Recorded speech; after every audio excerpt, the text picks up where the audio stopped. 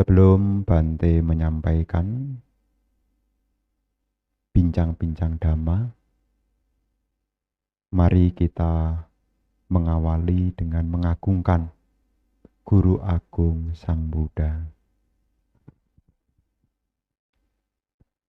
Namo tassa bhagavato arahato sama sambuddhassa. Namo tassa bhagavato arahato sama sambuddhassa. Namo tassa bhagavato arahato sama sambuddhassa. Kalena dhamma sakaca etang manggala mutamanti. Membahas dhamma di saat yang sesuai, itulah berkah utama. Para bapak dan ibu, saudara-saudari sekalian, merupakan keberkahan bagi kita yang mana di hari ini kita bisa menyisihkan sebagian waktu yang kita miliki untuk mendalami, menegakkan kembali keyakinan kepada Buddha, Dhamma, dan Sangha, yang mana di malam hari ini merupakan bagian dari rangkaian menyambut datangnya Trisuci Waisak 2568 tahun 2024, yang mana di Wihara Ratanagraha Grandville ini mungkin sudah hari yang ke-6 dari rangkaian kegiatan pendalaman Dhamma. Memang Bapak dan Ibu, saudara-saudari sekalian, dinyatakan oleh Guru Agung Sang Buddha sendiri di dalam Anguttara Nikaya kelompok 4 berkenaan dengan penggunaan waktu. Di sana salah satunya Guru Buddha menyebut dikatakan menggunakan waktu yang baik. Salah satunya adalah menggunakan waktunya untuk membahas Dhamma. Kalena Dhamma sakaca. Penting bagi kita khususnya umat Buddha dan menjadi keberkahan tersendiri karena punya kesempatan untuk mendalami dan menegakkan keyakinan kepada ajaran Sang Buddha. Kenapa hal ini perlu diupayakan? Supaya kita ingat kembali, kita memeluk keyakinan agama Buddha ini punya tujuan. Dan tujuan ini patut untuk diingat. Seperti orang berpergian itu, sebelum dia sampai pada tempat yang menjadi tujuan, sepanjang perjalanan dia harus ingat kemana dia akan pergi. Sama juga kita di dalam spiritual keyakinan kita ini. Sebelum kita sampai pada tujuan yang ingin kita capai, sepanjang perjalanan itu sebetulnya kita harus ingat kemana kita akan pergi. Sebagai umat Buddha kita punya tujuan. Apa tujuan kita berkeyakinan kepada ajaran Sang Buddha? Tujuan kita adalah untuk mengakhiri penderitaan. Dan sepanjang jalan ini harus diingat. Jangan sampai tambah hari, tambah menderita. Kan tujuannya adalah untuk mengakhiri penderitaan. Jangan sampai tambah hari, sepanjang jalan kehidupan, jangan sampai hanya menambah penderitaan. Sedangkan ajaran Sang Buddha itu mengajarkan kita agar kita bisa terbebas dari penderitaan. Nah, ketika ibu bapak muncul keyakinan sehubungan dengan tujuan, maka keyakinannya akan semakin kokoh. Meskipun di tengah-tengah perjalanan itu banyak berbagai tawaran, hati tidak tergoyahkan. Kenapa? Karena sepanjang jalan sudah ingat, saya punya tujuan mengakhiri penderitaan. Jadi kita jadi umat Buddha juga mantap. Ya. Bukan ada acara sana, acara sini, ikut sini. Waisak sampai lupa. Yang diingat malah hari raya agama tetangga, ditulis gede-gede di status. Sedangkan sedangkan yang umat Buddha sendiri malah tidak nulis selamat hari raya Waisak loh. Amin. Ya. Kok bisa demikian Bante? Nggak tahu tuh. Nggak tahu tuh. Ya, selamat tahun baru dan itu ditulis gede-gede. Selamat hari raya Waisak. Bahkan ngirim podcast broadcast ke Bante aja nggak ada loh. Ya. Malah yang ada malah nyasar ucapan untuk selamat kepada agama tetangga, nyasar ke Bante. Ini gimana ini? Ya ini gimana nih? Apa terjadi Bante? Ya ini saya ceritakan. Ini saya ceritakan. Nah, Bapak dan Ibu saudara-saudari sekalian, kalau kita belajar Dhamma, karena Dhamma ini banyak hal yang harus kita pelajari, banyak hal yang harus kita praktekkan, maka sebelum kita praktek, sebelum kita menjalankan, kita harus ingat kemana kita akan pergi. Masuk mau berpergian, ya baju sudah dimasukkan ke koper, biskuit makanan sudah dimasukkan, termos air diisi air panas, terus ditanya, mau kemana Cik? Nggak tahu tuh. Ya, mau kemana? Nggak tahu tuh. Ya.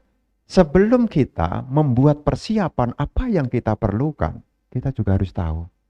Ya, ibu bapak di antara kita sudah rajin membuat kebajikan, baik itu berdana, baik itu menjalankan sila, baik itu meditasi. Ini sebetulnya adalah bagian kumpulan-kumpulan yang mengarahkan kita untuk tercapainya akhir dari penderitaan. Jadi kalau Anda berdana itu aslinya yang paling esensi, Anda berdana itu sebetulnya adalah untuk mengakhiri penderitaan loh. Anda menjalankan sila itu juga untuk mengakhiri penderitaan. Anda latihan meditasi itu juga esensinya juga untuk mengakhiri penderitaan. Karena Sang Buddha mengajarkan Dhamma, karena kasih sayang beliau, supaya kita ini bisa terbebas dari penderitaan. Sebelum melanjutkan, sudah terasa menderita belum? Sudah merasa menderita belum? Dalam siklus samsara sampai umur sekian, sudah merasa menderita belum? Belum. Ya Bante, kadang muncul penderitaan tapi kan saya tutup. Tutup dengan kedai kopi. Nah, nongkrong sebentar penderitaannya tertutup. Ya.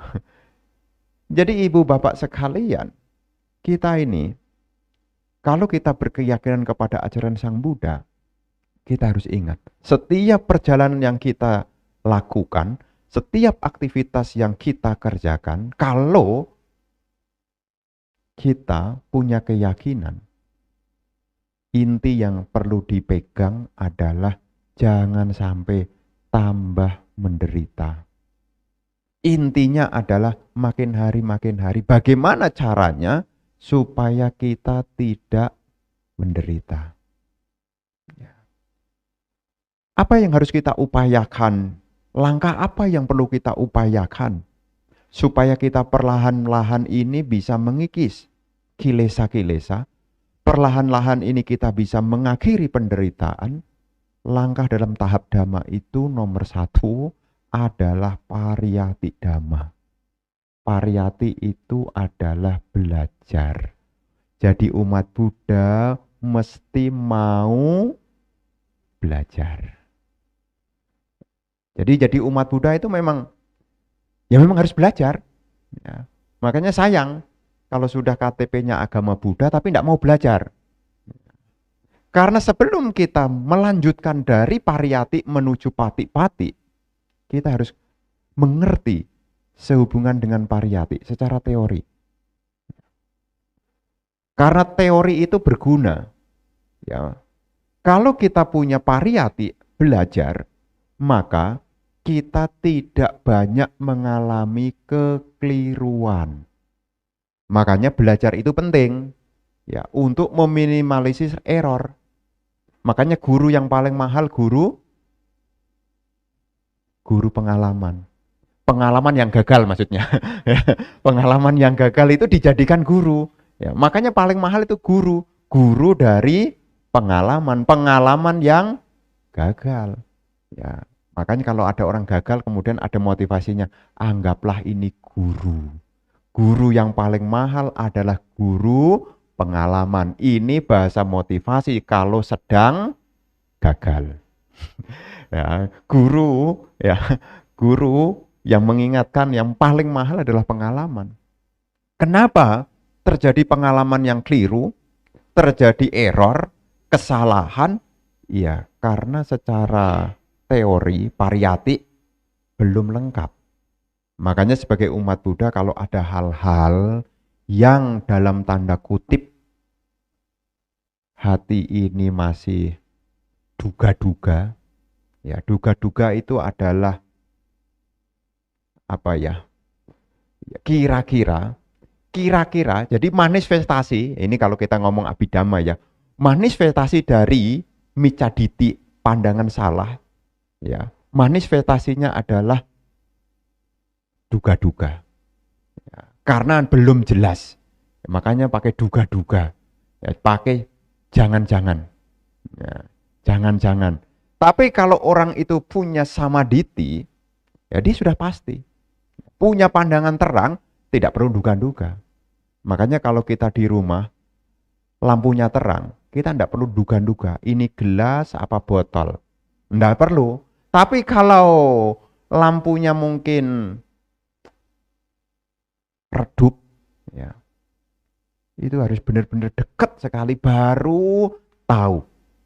Kalau jauh, itu apa ya? Apalagi tadi jalan ke sini nih, lampunya di jalan ini mati tuh, lihat tuh. Ya di jalan mati. Itu kalau di jalan itu kalau enggak ada penerang ya, itu juga duga-duga. Ada melintang selang dikira ular. Ya sampai enggak berani lewat ya, dikira ular. Kenapa? Karena tidak ada penerangan.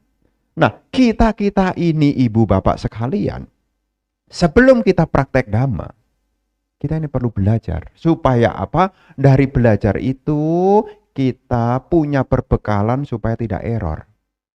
Dan belajar itu syaratnya mesti mau mendengar. Kalau ibu bapak disuruh memilih baca sendiri atau dengar?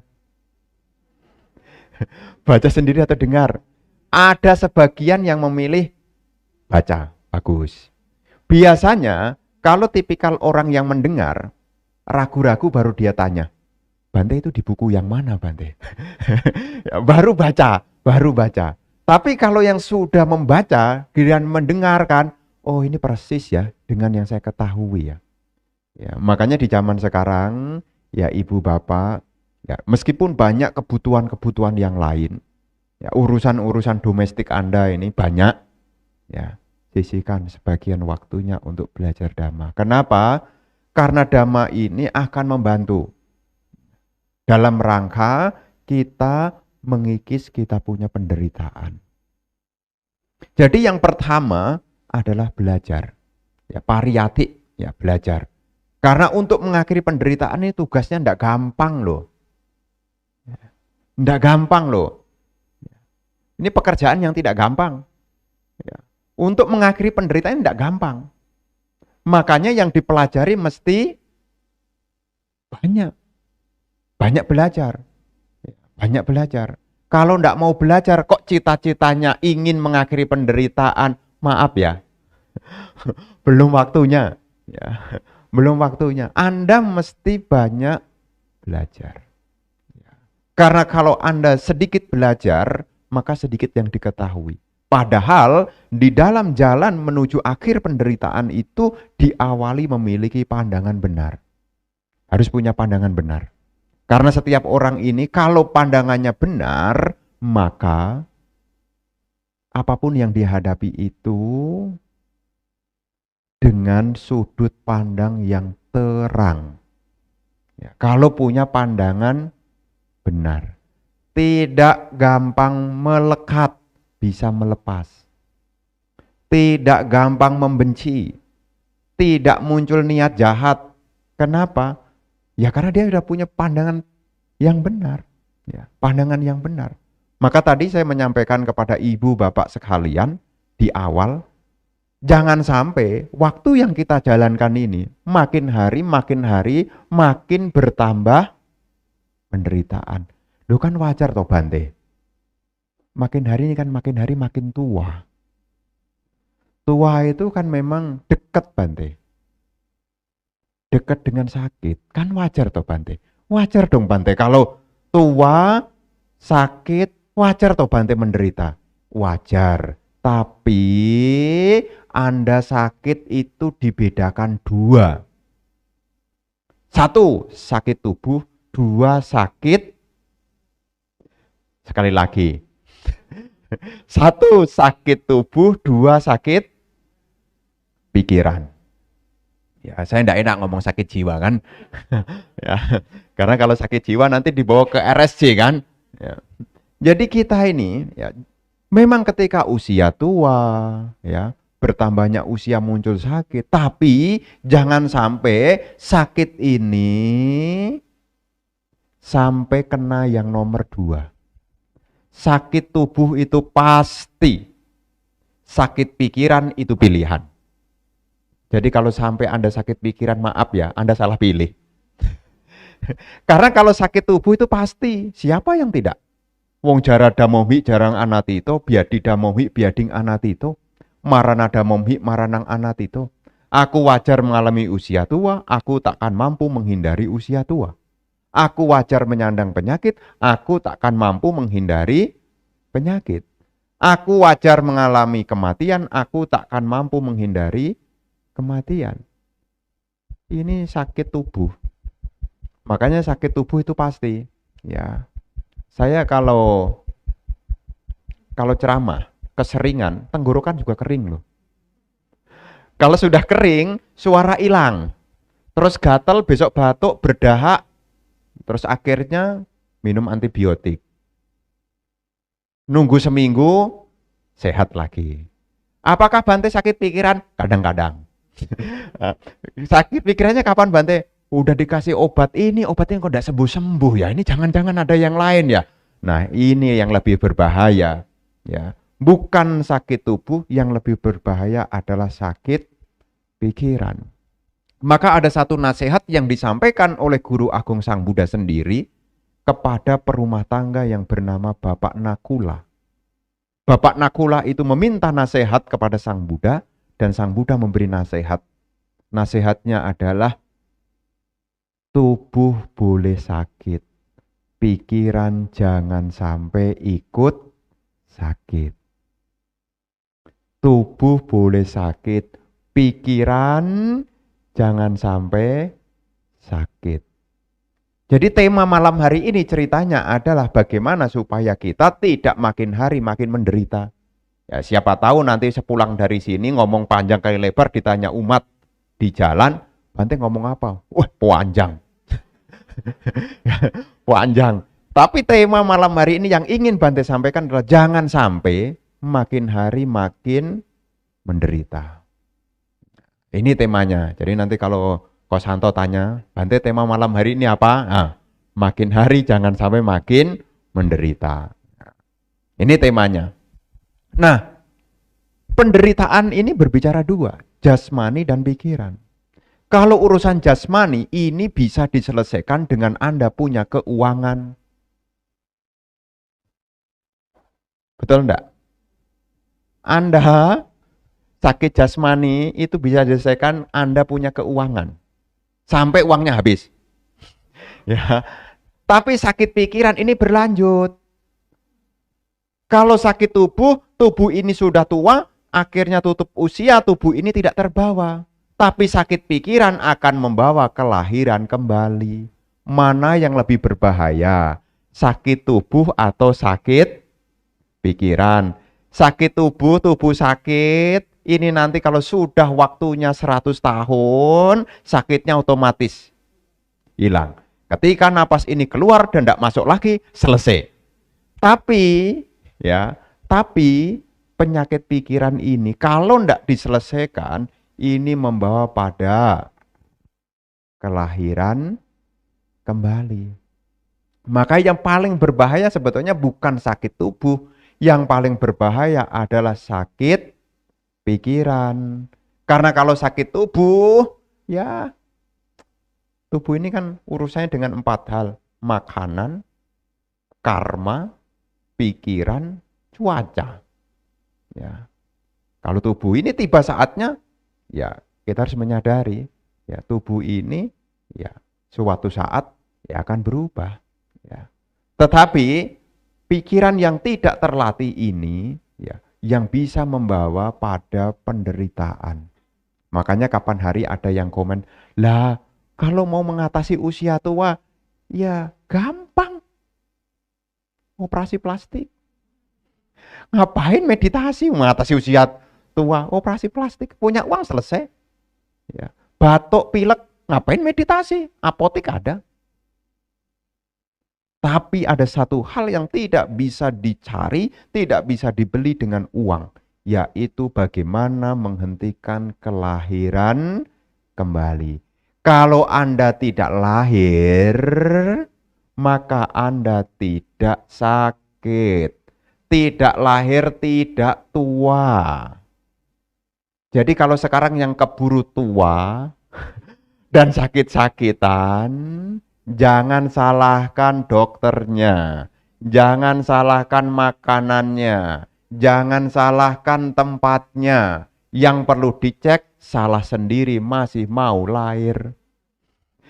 Ya, karena penyebab sakit, tua, ya, ini adalah kelahiran. Makanya Sang Buddha itu mengajarkan Dhamma, ya, supaya kita punya pandangan benar, akhirnya kita tidak ada daya lagi, tidak ada keinginan lagi untuk lahir kembali. Lahir kembali. Bapak dan Ibu saudara-saudari sekalian, kita belajar Dhamma ini banyak hal yang sebetulnya ingin kita bahas, itu banyak hal. Karena Dhamma itu luas sekali ya, banyak hal. Tapi ada satu hal yang perlu kita ketahui.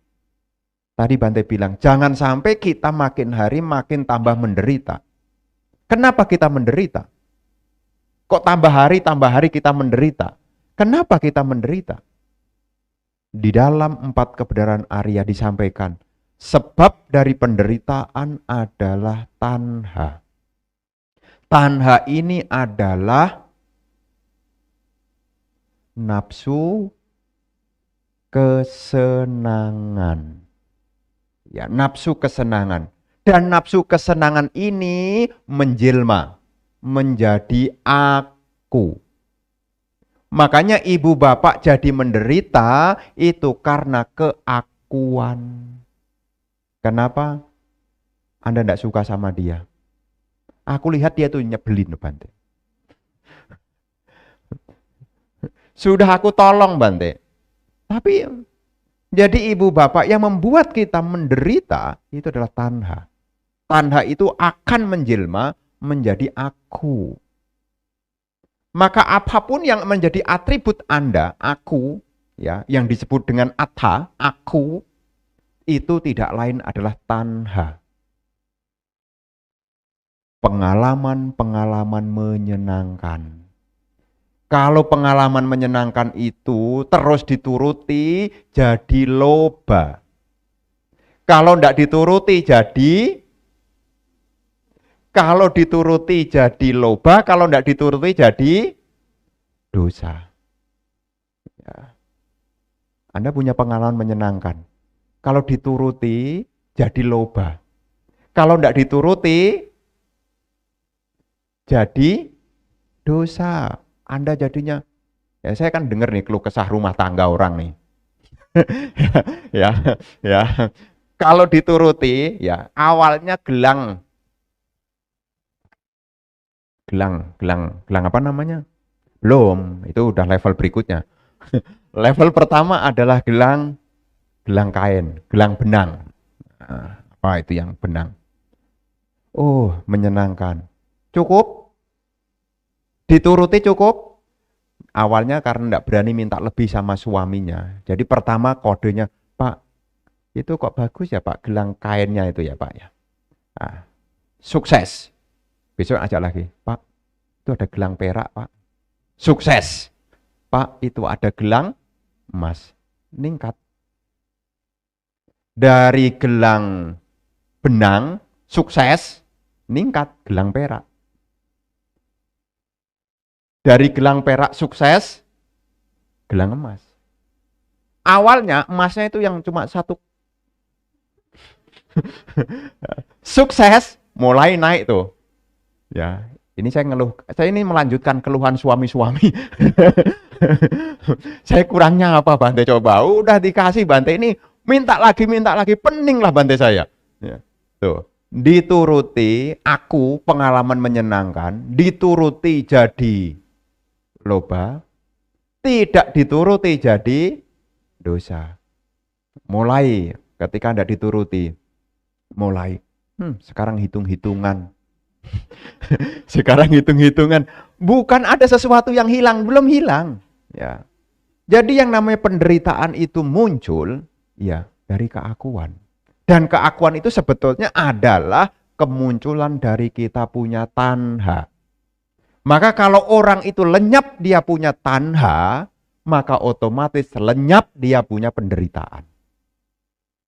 Jadi kalau orang itu bisa melenyapkan tanha, ya, maka orang itu sudah bisa melenyapkan penderitaan. Karena disebutkan sebab dari penderitaan adalah tanha. Lenyapnya penderitaan adalah lenyapnya tanha. Keakuan muncul itu karena ada pengalaman menyenangkan yang tidak lain itu juga tanha. Ya, pengalaman menyenangkan. Makanya dari tanha itu mengkondisikan upadana, kemlekhatan. Apa yang kita lekhati itu bermula dari sesuatu yang kita senangi. Masa si Bante saya itu melekat tuh Bante sama musuh saya itu loh Bante. Ya dulu pernah hoping. Makanya yang paling sakit itu kalau disakiti orang yang dicintai. Itu yang paling sakit. Daripada disakiti orang yang tidak kenal. Apalagi disakiti oleh orang yang sedang hilang ingatan. Ya ngomel-ngomel di pinggir jalan gitu. Alah pantas, enggak waras kok kan itu kan. Anda enggak menderita. Tapi berhari-hari Anda akan menderita oleh siapa? Orang yang Anda kok bisa begitu ya? Karena upadana itu muncul, kemlekhatan itu muncul, ya dari tanha, pengalaman menyenangkan.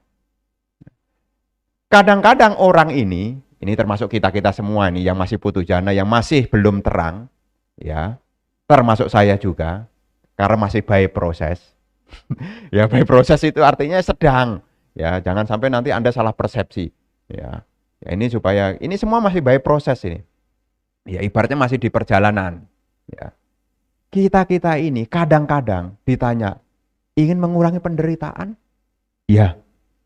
Ingin mengakhiri penderitaan? Iya. Siap mengurangi kesenangan? Kan tanha ini kan jenisnya ada 3. Kama tanha, bawa tanha, wibawa tanha. Kama tanha itu adalah pengalaman menyenangkan yang muncul dari pintu indria. Makanya kadang-kadang kalau saya menyampaikan ini, saya hati-hati sekali. Kenapa? Karena perumah tangga itu masih gemar dengan kesenangan. Tapi saya menyampaikan, Anda ingin mengakhiri penderitaan atau ingin menambah penderitaan. Bahasa umum adalah kalau batuknya ingin cepat sembuh, tolong pisang goreng, bakwan goreng, yang berbau goreng-goreng itu di di Nah, kalau di stop cepat sembuh. Tapi kalau dikurangi, apalagi punya, hidup cuma sekali aja kok. Bikin repot ya, bagaimana bisa mengakhiri batuknya itu. Makanya Sang Buddha ini, kenapa Sang Buddha itu mengajarkan kita tentang sila? Itu juga ada hubungannya dengan kama tanha ini supaya bisa berkurang. Ya, berkurang. Ya, berkurang. Karena sila ini menjaga, menjaga agar kita tidak terbawa oleh kita punya tanha. Karena sebab dari penderitaan itu adalah tanha. Sebab dari penderitaan itu disampaikan di dalam Dhammacakkappavattana Sutta. Lenyapnya penderitaan adalah lenyapnya tanha. Jalan untuk melenyapkan penderitaan adalah jalan mulia berunsur 8. Dan disitulah yang perlu kita perbanyak. Bagaimana kita punya pandangan benar, bagaimana kita punya pikiran benar, bagaimana kita punya ucapan benar, bagaimana kita punya perbuatan benar, bagaimana kita punya penghidupan benar, bagaimana kita berdaya upaya benar, memiliki perhatian benar, dan juga konsentrasi benar. Sebelum kita membahas tentang itu semua, kita harus mengenali tentang keakuan. Makanya level pertama dari jalan Dhamma yang disebut dengan pemasuk arus itu menghancurkan yaitu sakkaya ditthi, pandangan diri yang kekal, yang tidak lain itu juga aku. Aku itu adalah pengalaman menyenangkan. Ya, ini. Jadi pengalaman menyenangkan itu menjadi aku. Objek-objek yang menyenangkan menjadi milikku.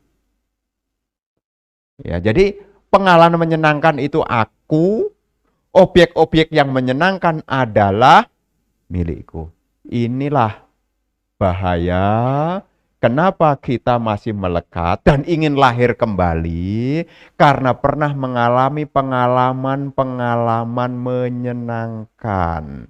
Sehingga menggenggam ingin lahir kembali. Karena sifat dari tanha itu adalah ponobhawika. Kelahiran, menyebabkan kelahiran, ponobhawika. Nandiraga, kesenangan indriawi. Tata-tatra binandini.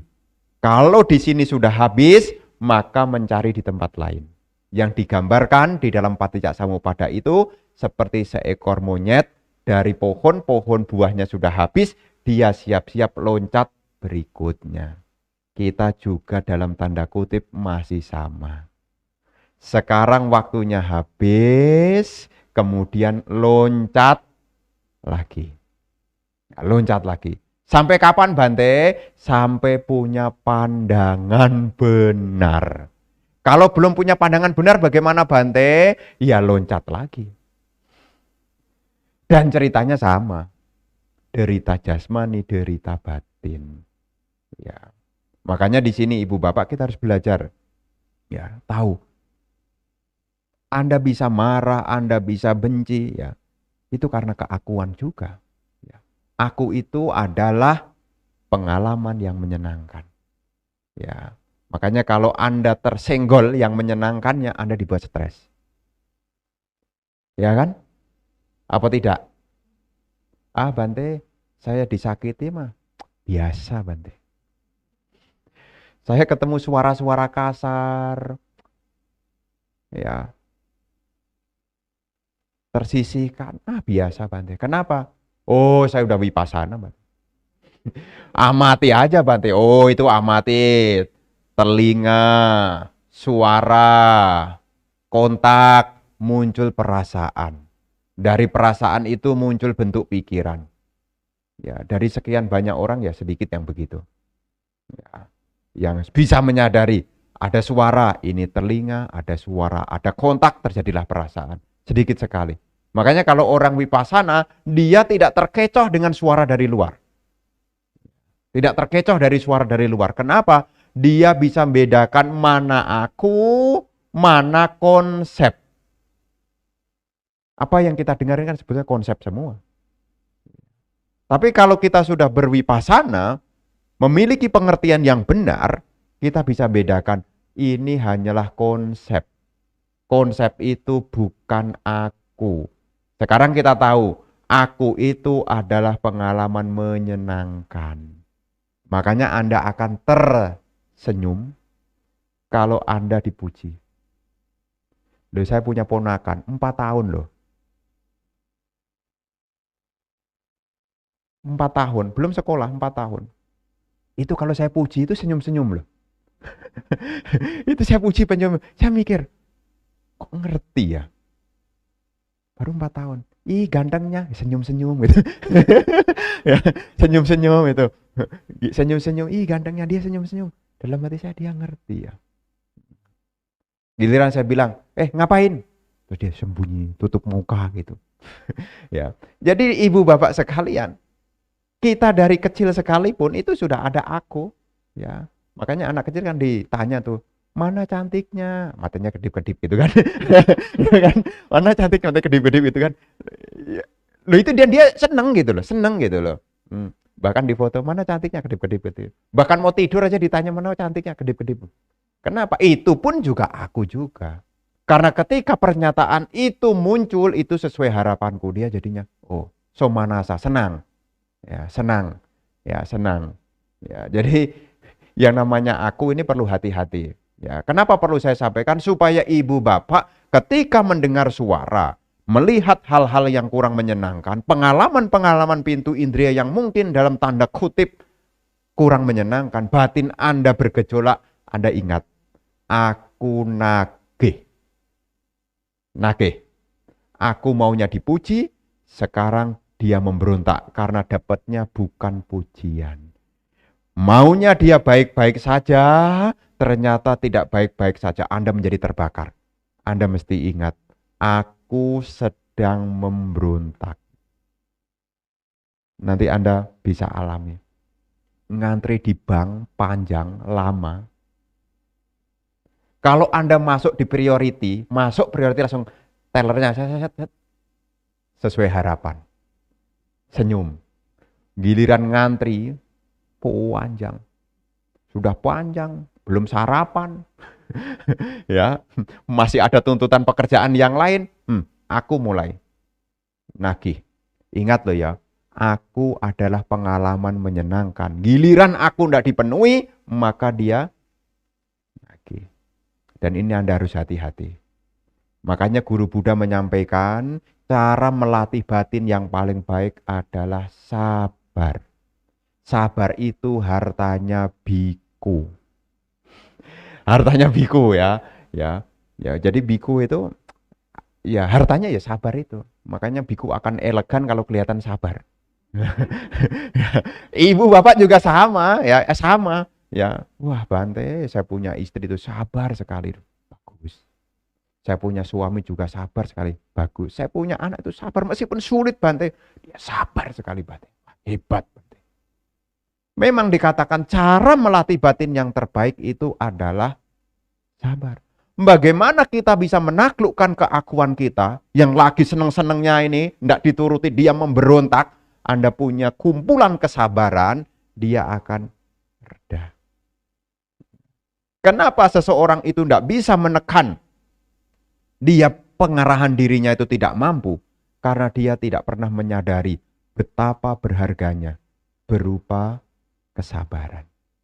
Makanya jadi biku tadi saya bilang, salah satu hartanya adalah sabar. Diajak umat RG baca parita ke rumah duka Jelambar. Ya, selesai baca parita, umatnya makan bubur. Ya Bante sabar. Sabar ya. Sabar ya, sabar. Ya, sabar, elegan, sabar kan? Sabar. Karena Bante tahu, ini bukan waktunya. Waktunya Bante besok pagi. Nah, jadi sabar ya. Jadi ibu bapak sekalian, ya, kalau kita punya sabar, ya, ini cara. Karena kalau aku ini, ya, Makanya orang-orang yang gampang terbakar keakuannya, ya, seneng sedikit kalap, ya, seneng sedikit kalap, gitu ya, tidak suka kalap, gitu ya, ya karena dia tidak punya kesabaran. Aku tidak bisa turun.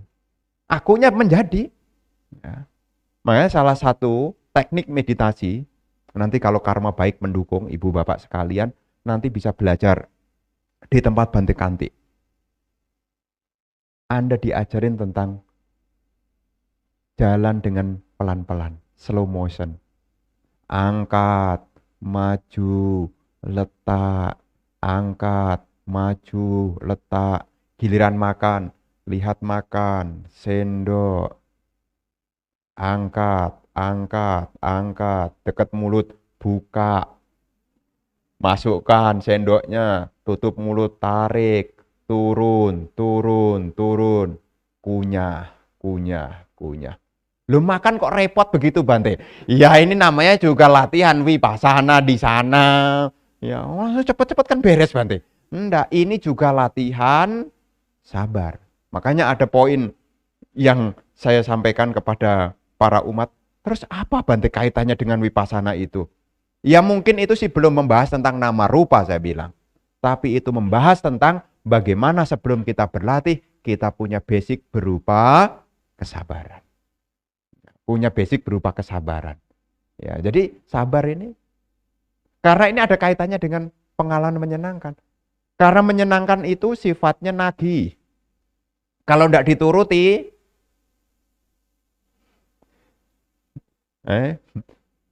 iya muncul dosa. Ya, dituruti makin jadi, tidak dituruti makin benci. Ya. Dituruti makin jadi, tidak dituruti makin benci. Kenapa itu semua terjadi? Ya, ya karena kita saat itu sedang tidak bersama pandangan benar, sudah tidak punya pandangan benar, sudah tidak latihan sabar. Jadi supaya dalam hidup ini kita bisa mengakhiri penderitaan, mengurangi penderitaan, maka poin sabar itu jangan sampai hilang. Bante kan saya sudah sabar. Itu nadanya ketinggian. Ya, itu nadanya ketinggian. Yang namanya sabar itu, Bante kan saya sudah sabar. Bagus. Bante kan saya sudah sabar. Gimana Bante ya bisa sabar kalau begitu? Baru ngomong katanya bisa sabar. Ngomong sama Bante aja enggak sabar. Gimana? Kok bisa terjadi begitu Bante? Ya lagi-lagi pengalaman menyenangkan itu pengennya selalu buru-buru. Makanya kalau Anda kirim sesuatu paket gitu ya, maunya paket yang paling cepat namanya apa? Ya, pokoknya besok sampai lah. Hari ini sampai. Sudah jam 8 belum muncul. Sudah jam 9 belum muncul. Giliran muncul setengah 10, kasih bintang 1. Kenapa? Kok dikasih bintang 1 barangnya sampai? Tapi aku itu maunya cepat. Aku menderita gara-gara dia belum sampai. Giliran sampai, sudah setengah 10. Aku tetap menderita. Ini lagi-lagi Anda punya keakuan. Keakuan itu manifestasi dari tanha. Pengalaman menyenangkan. Hidup senang itu ya boleh pilihan. Tapi jangan sampai Anda tidak punya pandangan benar. Makin senang, keakuannya makin jadi. Nah, makanya zaman sekarang itu, ya, akunya ya gede-gede. Karena zaman sekarang itu apa-apa gampang untuk mendapatkan 5 tali kesenangan itu gampang. Ya. Gampang senang juga gampang. Gampang senang juga gampang. Ya benci. Ya, gampang benci. Ya, senang gampang, benci juga gampang. Ya. Ya. Jadi ibu bapak sekalian, ini perlu dipelajari. Ya, khususnya kita punya keakuan, tanha. Ya. Pengalaman menyenangkan jadi aku. Objek-objek yang menyenangkan, itulah yang kita klaim ini milikku. Ini milikku itu manifestasi dari kita punya mana. Mana itu adalah kesombongan. Kesombongan. Menganggap itu sebagai milik. Padahal itu cuma barang hak guna pakai, bukan hak milik. Cuma bisa dipakai, tidak bisa dimiliki. Ya. Apa yang Anda miliki ini ya cuma kesepakatan aja. Aslinya ya kita cuma sertifikat, aslinya ya tidak punya milik. Karena nanti tiba saatnya giliran kita meninggalkan dunia ini, semua juga kita tinggalkan. Tidak bisa disebut sebagai milik. Ada memang yang mendekati milik, tapi sebetulnya juga tidak juga. Mendekati, yaitu perbuatan. Ya, perbuatan itu mendekati. Ya. Tapi perbuatan ini pun juga tidak bisa kita katakan milik kalau sudah mencapai kearahatan. Karena perbuatan itu kalau sudah mencapai arahat namanya kiriya. Kalau kiriya itu sudah tidak menimbulkan wipaka. Tapi kalau kusala dan akusala masih ada wipakanya, masih ada buahnya. Jadi ibu bapak sekalian yang perlu dimengerti dan direnungkan kembali, ya, bagaimana kita menetralisir, mengurangi kita punya keakuan yang diawali dengan bagaimana kita mengurangi kesenangan. Makanya kalau bisa, ini kan tinggal 2 hari lagi nih hari Waisak, ya 2 hari ini atasilalah. Ya 2 hari ini atasilalah. Ya atasila tidak makan lewat tengah hari, pokoknya menjalankan silalah. Kalau sebulan kan kepanjangan. Ya kan mumpung ketemunya hari ini. Ya ditekatkan, ya 2 hari, ya nanti waktu selesai ya kembali lagi gitu. Jadi ibu bapak sekalian, yang namanya tanha ini ya muncul keakuan, milikku itu muncul dari mana? Kita punya anggapan, menganggap sebagai milik. Dan kesombongan itu variasinya macam-macam. Ada namanya jati mana. Jati mana itu sombong karena lahir. Karena bawaan lahir. Jati lahir, bawaan lahir di keluarga tertentu. Ya, dengan rupa tertentu, bawaan lahir, jati. Ya. Kita sombong karena kita punya bawaan lahir. Di keluarga apa, dengan penampilan seperti apa, itu bawaan lahir. Ya, jati mana. Ada kesombongan yang disebut dengan dana mana. Sombong karena punya kekayaan. Ya. Ada yang ketiga, namanya panya mana. Sombong karena punya pengetahuan. Tapi yang itu lebih halus. Ya, sombongnya orang punya pengetahuan itu biasanya itu lebih halus. Ya, lebih halus. Ya, kadang-kadang saya ditanya orang, Bante dulu belajar meditasi di mana? Di Sri Lanka. Itu sebenarnya juga ada mana juga. Ya, ada mana juga supaya tambah yakin gitu loh. Ya, wih, Bante belajarnya sampai luar negeri. Kan biasa orang Indonesia kalau berbau luar negeri kan agak kalap-kalap sedikit gitu. ya jadi oh Bante pernah ke sana. Itu sebenarnya juga mana juga. Ya, menganggap bahwasanya dari pengalaman pengetahuan itu. Ini juga mana juga. Ya, mana juga karena disebut di situ ada 3, jati mana, dana mana, dan panya nama. Ya, panya mana. Kesombongan karena pengetahuan. Ya, kadang-kadang ya bisa juga. Kadang-kadang kita sudah belajar abhidhamma gitu. Hei, sudah jadi umat Buddha bertahun-tahun abhidhamma enggak tahu. Ya, jadi abhidhamma enggak tahu. Wah, sayang. Ini penting ini abhidhamma, mesti tahu nih cita, ceta, cetasika. Ya penting. Ya, giliran minta ajarin dong. Oh, belum bisa. Belum bisa. Ya, jadi belum bisa. Nah, ini kadang-kadang juga muncul gitu. Wah, baru numpang tidur di wihara hutan, udah bangga. Oh, saya udah tahu ke Thailand tuh, ke wihara hutan tuh. Cuma numpang tidur. Numpang tidur cerita, itu juga salah satu mana punya pengetahuan. Oh, tinggal di wihara hutan. Ya ini hanyalah sekadar pengetahuan supaya Anda tahu, supaya tidak usah niru. Nah, ya, jadi tidak usah cerita. Saya udah dari tempat Bante Atadhiro ya. Siapa tanya? Ya, jadi ibu bapak sekalian, kadang-kadang kita punya mana itu bisa muncul, dan mana inilah yang nanti menjadi milikku. Anggapan tentang milik itu ya dari kesombongan itu. Ya, kesombongan itu munculnya menjadi milik itu. Kalau anggapan tentang aku itu dari pengalaman menyenangkan, milikku itu dari objek-objek yang menyenangkan. Dan diri ya itu muncul karena kita punya pandangan keliru. Namanya diti. Ya, pandangan keliru. Karena kita melihat konsep, tidak punya penglihatan yang sebagaimana adanya, kita menggunakan bahasa samutik, belum menggunakan bahasa paramata. Ya, paramata itu adalah hakiki, yang sesungguhnya. Ya. Makanya kalau seseorang belum mengerti, belum menembus, ya anggapan tentang diri itu masih ada. Tapi nanti kalau ibu bapak nunggu karma baik, ya nanti belajar dikit-dikit. Nanti lama-lama, ini sekarang investasi dulu lah. Bante ngomong apa Anda tidak paham, tidak apa-apa lah. Ya, anggap investasi dulu. Suatu saat Anda akan mengerti. Karena belajar itu perlu proses. Ya, perlu proses. Nanti Anda akan tahu tentang mana itu aku, mana itu milikku, mana itu diriku. Ini tidak lain adalah manifestasi kita punya kotoran-kotoran batin. Dan kotoran batin itulah yang menyebabkan dumadi, kelahiran kembali. Selama kotoran batin itu masih ada, maka kelahiran kembali akan terus berlanjut.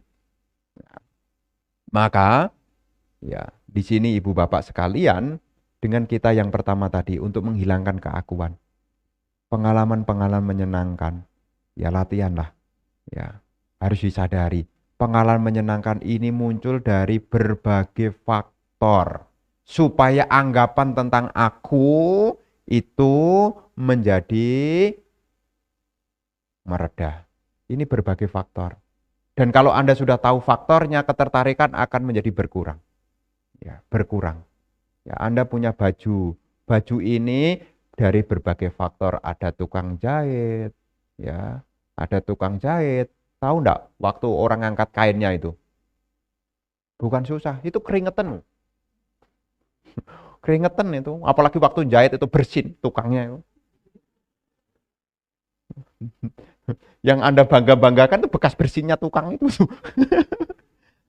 Jadi apa pengalaman menyenangkan ini? Kalau kita lihat dari berbagai faktornya, ya, yang kita katakan menyenangkan ini pun juga kemunculan bersebab. Dan kalau Anda telusuri, maka tidak ada daya tarik. Makanya ada yang bilang lebih baik tidak tahu Bante. Ya. Makan mie ayam yang didorong-dorong. Setelah dikasih ceramah, kok saya jadi tidak selera ya Bante. Gara-gara apa? Kayak bilang, itu saya perhatikan abangnya itu kan dorong, keringetan. Kemudian dia bersihkan, kok tidak cuci tangan ya Bante. Oh, saya bilang itulah cita rasa asin yang tidak ada di garam, saya bilang. Jadi kalau Anda tahu sebab-sebabnya, itulah kenapa orang yang sudah tercerahkan, dia timbul nibida. Sudah enggan. Enggan itu ya tidak mau lagi. Karena sudah tahu rentetan itu. Ya. Makanya nanti kalau membaca ada, kok bosan ya, kok enggan ya, ada nibida. Keengganan, tidak tertarik lagi. Kenapa tidak tertarik lagi? Ya karena dia sudah melihat langsung, menjijikkan. Sesuatu yang menjijikkan tidak akan menarik seseorang.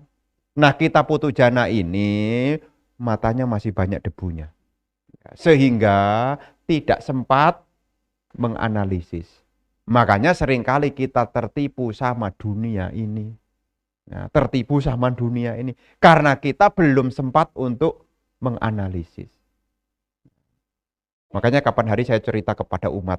Kemudian saya cerita tentang Vipassana. Tanda-tanda dari kemajuan Vipassana. Saya bilang sama dia. Ketertarikan sama mata mulai berkurang. Mata tidak lagi mengejar objek-objek menyenangkan. Telinga tidak lagi mengejar suara-suara menyenangkan. Jadi telinganya sudah tidak mengejar konser-konser. Matanya sudah tidak lihat bioskop-bioskop lagi. Dia bilang, serem ya berarti kata dia. Wah, kok rasanya saya kok belum siap ya katanya. Ya kadang-kadang kan menggebu-gebu nih. Ingin mengakhiri penderitaan. Memang tanda-tanda kalau orang sudah mulai melihat, ya keengganan muncul, dia mulai tidak tertarik dengan penglihatan, tidak tertarik dengan suara, dia sudah tidak tertarik dengan aroma. Pokoknya ketertarikan dari pintu indria ini sudah mulai pelan-pelan, pelan-pelan, pelan-pelan. Ya. Kenapa? Karena dia sudah lihat hakikatnya, gitu loh. Dan itu sangat alami dan wajar dialami oleh ya orang meditator. Memang begitu. Ya. Tapi umat ini bilang, kok rasanya belum siap ya Bante. kayaknya saya samata aja dah Bante katanya. Ya supaya tenang-tenang aja hidup saya dah Bante. Nah, saya bilang, ya semua ini kan pilihan. Ini kan tahap nih. Ya, nanti tiba saatnya ibu bapak akan menyadari. Ya, tiba saatnya akan menyadari. Mungkin sekarang kita masih menikmati ketenangan. Menikmati ketenangan. Ya mungkin sedang menikmati ketenangan. Tapi tiba saatnya, ya, nekama, nisangsa, perenungan tentang manfaat melepaskan itu muncul setelah tahu kama dinawa, bahaya dari kesenangan indria. Makanya di dalam dhamma bertahap yang disampaikan oleh Sang Buddha dalam Anupubbhikata itu kan diawali dari dana, sila, surga. Surga artinya hidupnya sudah nyaman. Sudah nyaman. Nah, kalau sudah nyaman, nanti tiba momen tertentu, dia akan lihat celahnya. Baru merenungkan tentang bahaya dari pintu indria. Karena pintu indria kita ini setiap hari ini membakar. Mata membakar, telinga membakar. Maka duduk sebentar meditasi itu tidak tahan loh. Dibakar oleh apa? Oleh pintu indria. Ya, Anda punya alarm. Anda juga punya alas duduk.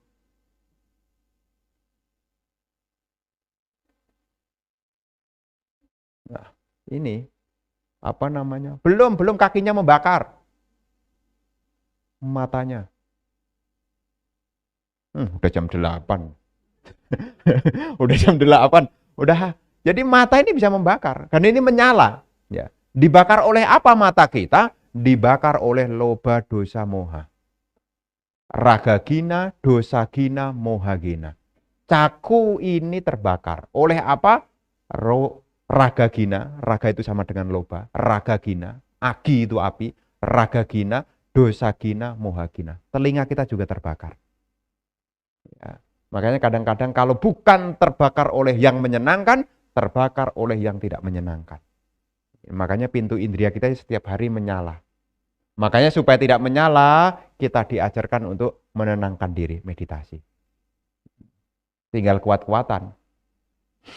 Kuat-kuatan. Kuat tekadnya atau kuat apinya. Kalau apinya menyalanya terlalu gede, ya Anda akhirnya, besok aja dah. Masih ada waktu kok. Ya. Jadi ibu bapak sekalian, di dalam kita belajar dhamma, ya, kalau kita pelan-pelan ya nanti berkembang, yang namanya keakuan ini bisa kita tinggalkan. Pandangan milik juga bisa kita tinggalkan. Dan kita tidak terbawa oleh 5 tali kesenangan. Ya, 5 tali kesenangan. Ya, jangan sampai ibu bapak hidup hanya mengejar 5 tali kesenangan. Jangan sampai hanya ngejar ini 5 ini. Nanti kualitasnya tidak berkembang. Jadi ibaratnya batin Anda tidak akan cemerlang. Ya, kalau ditutupi oleh 5. Mata, telinga, hidung, lidah, sentuhan. Nanti ya tidak akan cemerlang. Dan kalau 5 ini begitu kuatnya, hati-hati. Kotoran batin itu lebih kuat juga. Ya. Kalau saking kuatnya, jadi loba. Saking kuatnya tidak dituruti, jadi dosa. Kalau sudah loba dosa, sudah masuk ke hati, jadi aku, jadi keras kepala. Dikasih tahu, sulit sekali. Ya, sulit sekali. Itulah yang namanya moha. Moha, sulit sekali. Jadi kita tersesat, dikasih tahu, sulit sekali. Kalau sudah tersesat itu kasih tahu itu sulit sekali. Makanya kita belajar dhamma ini ya pelan-pelan. Ya, karena topik dhamma itu banyak sekali. Ya, banyak sekali. Tapi secara garis umum kita tahu, kita berkeyakinan kepada ajaran Sang Buddha adalah untuk mengakhiri penderitaan. Makin hari harapannya adalah semoga penderitaannya berkurang. Derita jasmani itu pasti, derita pikiran itu pilihan. Supaya pikirannya tidak menderita, belajarlah untuk meninggalkan keakuan. Kalau Anda bisa meninggalkan keakuan, Anda tidak terjebak oleh kesenangan, akan berkembang hal-hal baik lainnya. Makanya nanti dalam kehidupannya yang namanya praktek dhamma ini mesti banyak sabar. Ya, mesti banyak sabar. Bante kan saya udah sabar terus. Bagus. Sampai kapan Bante? Sampai mencapai arahat. Ya, jadi terus belajar, terus belajar. Meskipun hati ini terus terbakar, mata ini terbakar, keakuan menagih, benci mendorong, sabar. Ya, sabar. Ya. Inilah yang ingin Bante sampaikan ya sebagai pembekalan di dalam pendalaman Dhamma pada malam hari ini. Semoga apa yang Bante sampaikan bisa dipahami, bisa dimengerti, sehingga kita pelan-pelan bisa mengikis kita punya kilesa-kilesa, membuang keakuan, hingga akhirnya kita dapat merealisasi tujuan tertinggi, yakni Nibbana. Semoga semua makhluk berbahagia, Sabisata Bhawantu, Sugitata. Sadhu, sadhu, sadhu. Terima kasih atas paparan yang menarik banget, Bante. Dan ini kayaknya sepertinya akan lebih baik dengan kita bisa berdiskusi lebih lanjut. Jadi jika misalnya rekan-rekan sendama sekalian yang baik yang ada di dalam ruangan maupun yang saat ini bergabung melalui YouTube, jika misalnya bergabung melalui YouTube dan mempunyai pertanyaan, dipersilakan untuk menuliskan pertanyaannya melalui media live chat yang ada di YouTube. Namun saat ini sepertinya kesempatannya akan kita berikan ke dalam di dalam ruangan tersebut terlebih dahulu. Jadi dipersilakan jika ada yang mau ditanyakan. Sebelah kiri, sebelah kanan. Wah, terang semua kayaknya, Bade. Ini sepertinya nih keinginannya jadi berkurang semua kayaknya. Ya, dipersilakan. Ada yang mau ditanyakan?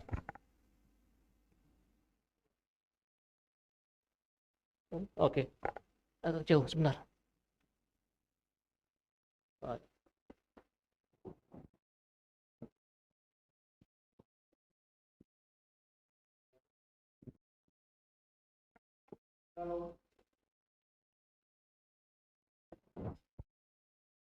Selamat malam Bante, saya mau tanya gitu, kalau yang namanya aku, kecemasan itu termasuk aku gak ya?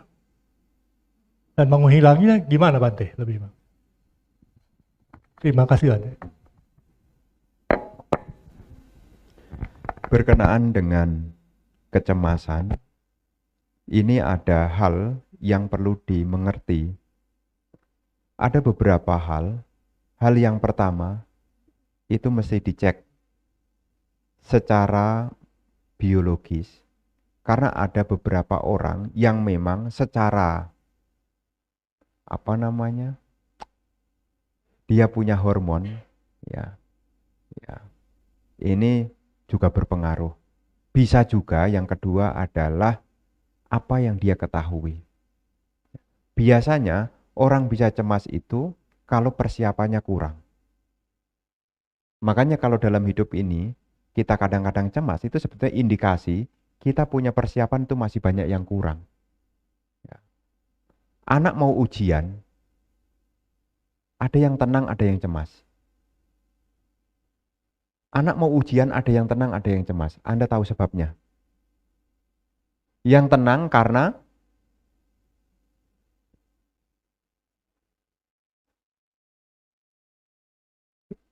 ini connect enggak ini?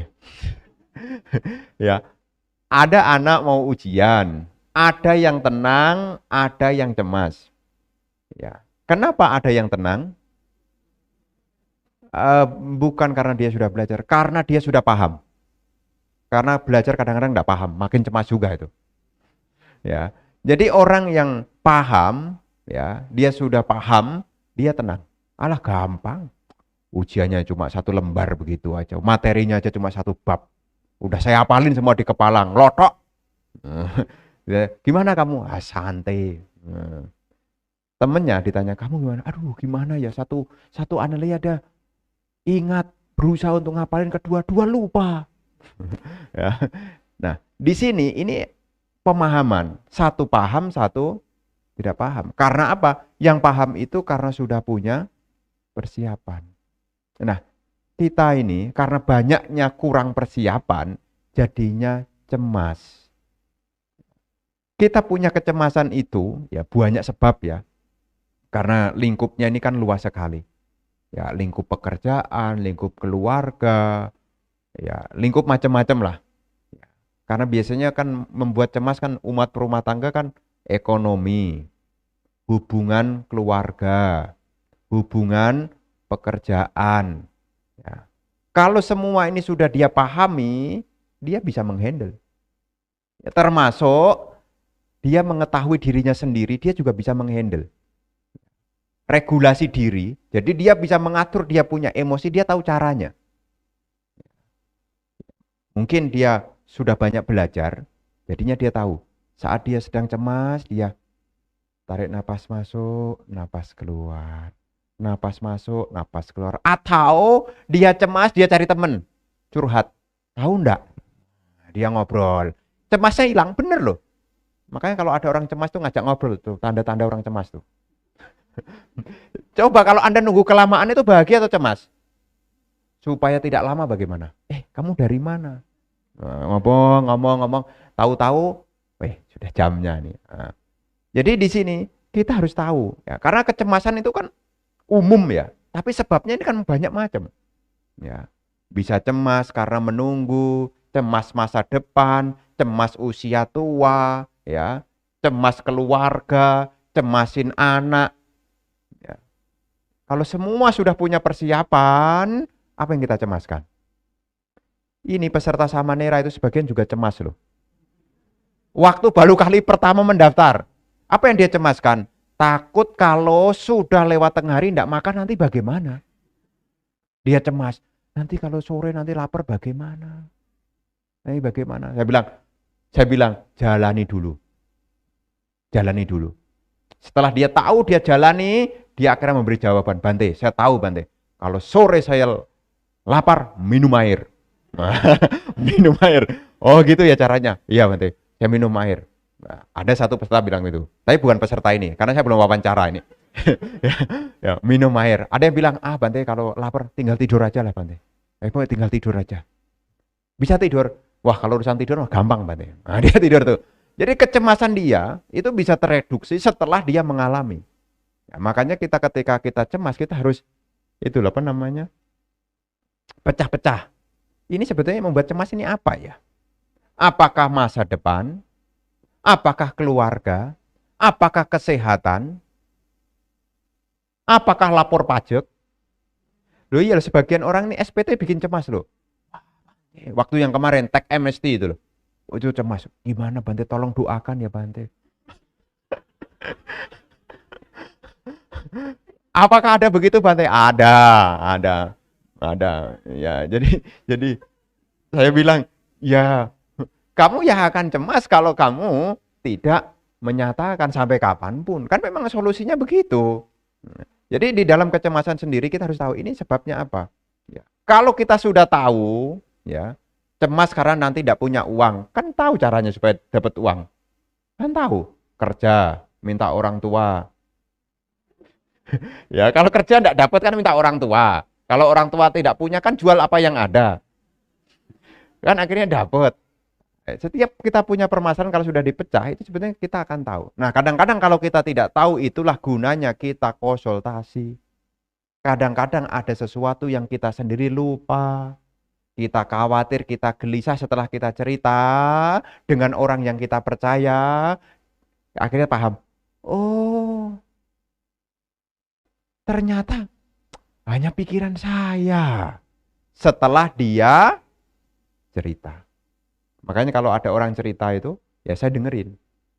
Saya dengerin. Supaya apa? Nanti dia akan ketemu alurnya. Karena kalau di rumah tidak cerita itu seperti benang kusut. Aduh nanti gimana ya? Nanti gimana? Nanti kalau ini nanti gimana? Ini nanti gimana? Aduh ini gimana nih? Ini gimana nih? Nah ini masalahnya kalau orang-orang yang mestinya dia punya masalah, dia mestinya cerita, giliran dia cerita tidak punya teman. Ini yang dia masalah. Makanya nanti ibu-ibu, kalau ibu-ibu tidak usah disuruh cerita, udah pandai-pandai cerita. Ini bapak-bapak lah. Bapak nih, kalau ada cemas cerita, apa yang menjadi kecemasannya? Apakah masalah keluarga? Apakah masalah kesehatan? Apakah masalah ya banyak macam. Ya memang Bante tidak punya masalah, punya. Curhatnya kemana? Ke umat juga. Kadang-kadang curhat, nih gimana nih Pak begini. Oh akhirnya Bantenya dikasih tahu begini Bante. Oh iya terima kasih. Wah saya jadi paham ngerti. Ternyata gampang. Ya. Jadi kalau sudah tahu ilmunya gampang loh. Terus saya ketemu romonya. Gini Bante. Oh iya bagus. Terima kasih. Memang saya pun juga curhat. Kadang-kadang sama Romo Hongji ini. Romo Hongji ini speaker di wihara ini kok enggak beres-beres apanya ya, saya bilang. Cemas juga karena setiap acara ngundang orang banyak, mic-nya gragruk. Itu saya itu tuan rumah ya. Tuan rumah jadinya kewajiban memberi servis yang baik ya. Saya kepikiran, aduh gimana? Solusinya pada ahlinya. Nah, kayak saya ini peserta saya nih. Ya, peserta saya nih. Ini kalau ada ini, ya dari saya tenang. Ya, sekarang kalau ada masalah itu, gimana Bante bisa? Bisa. Tahu masalahnya Bante? Tahu. Nanti kalau memang rusak lagi, beli lagi Bante. Ya bagus. Nah, tenang saya. Nah ini salah satu gambaran. Karena ini juga kecemasan loh. Kecemasan juga. Makanya tadi menghilangkan kecemasan bagaimana ya? Identifikasi. Apa sih yang menjadi pencemasnya? Kalau belum ketemu titiknya, konsultasi. Ya, konsultasi. Kalau mau konsultasi yang gratis, Bante. Gitu ya gambarannya ya. Karena ini soalnya masalah pribadi. Kalau urusan kecemasan harus diidentifikasi. Karena enggak bisa gambaran gelombang besar gitu, enggak bisa. Harus diidentifikasi. Cemas tentang siapa, masa depan, ini banyak mesti ya. Enggak bisa di forum umum gitu. Tapi gambarannya kan sudah dapat. Ya, begitu ya. Silakan jika ada yang mau tanyakan lagi, silakan ya belakang.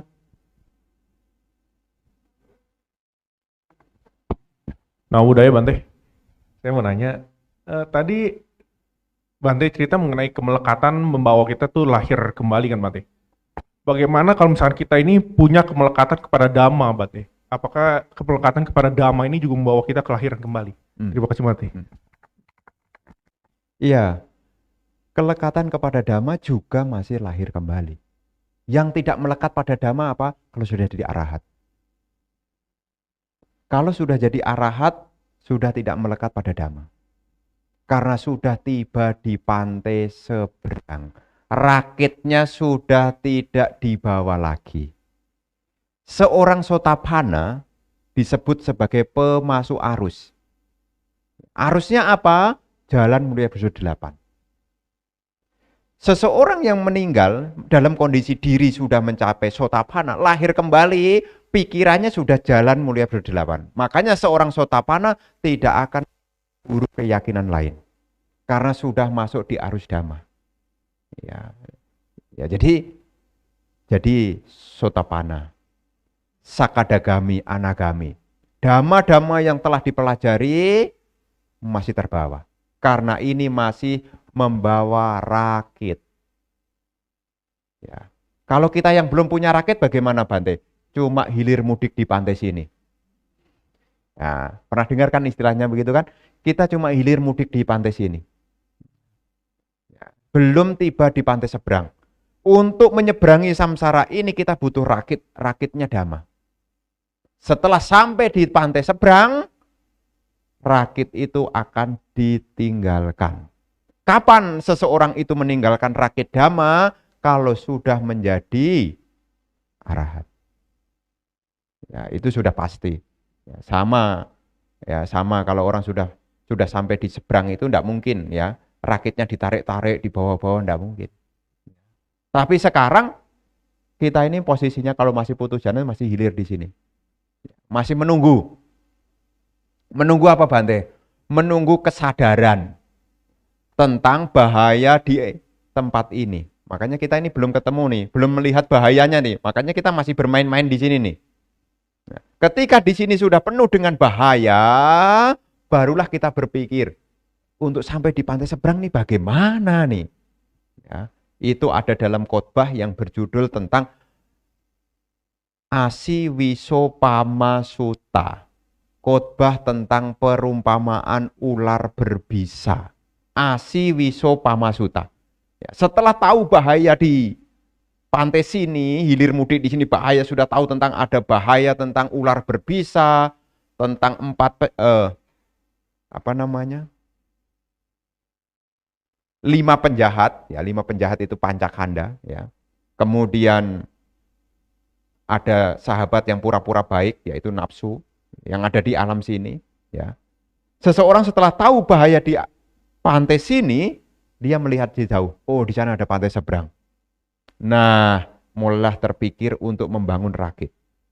Ini ada di dalam khotbah yang berjudul Asi Wisopama Sutta.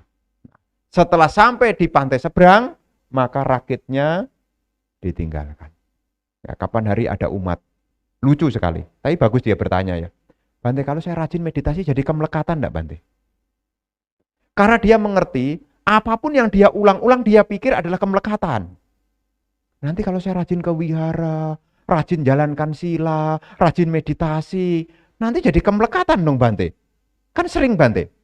Enggak, saya bilang. Itu bukan kemelekatan. Itu adalah usaha benar. Usaha benar itu adalah mencegah hal yang buruk, meninggalkan hal yang buruk, memunculkan hal yang baik, mengembangkan hal baik yang sudah ada. Ini usaha benar. Jadi kalau ibu bapak nanti rajin-rajin ikut meditasi hari Selasa, ya, kemudian nanti ditanya, Cik, kok lama enggak kelihatan, enggak ikut meditasi hari Selasa? Oh, saya sudah mengurangi kemelekatan. Ya, bukan ya. Jadi Anda rajin-rajin ke wihara itu adalah ikut meditasi bagian dari usaha benar.